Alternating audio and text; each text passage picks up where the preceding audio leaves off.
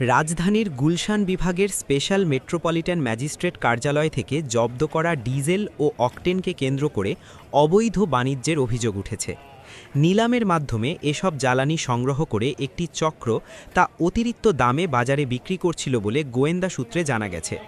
সূত্র জানায়, জব্দকৃত জ্বালানি নিলামে কিনে চক্রটি প্রতি লিটার ২০০ থেকে ২২০ টাকা দরে বিক্রি করছিল। এতে বাজারে অস্থিরতা তৈরি হওয়ার পাশাপাশি ভোক্তাদের উপর বাড়তি চাপ পড়ছিল।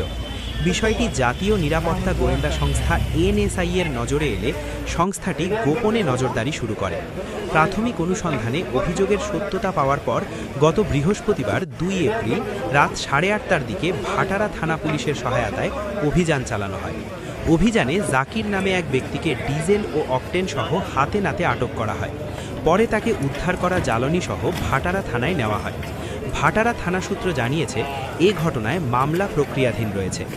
এছাড়া চক্রের সঙ্গে জড়িত অন্যান্যদের শনাক্তে তদন্ত চলছে।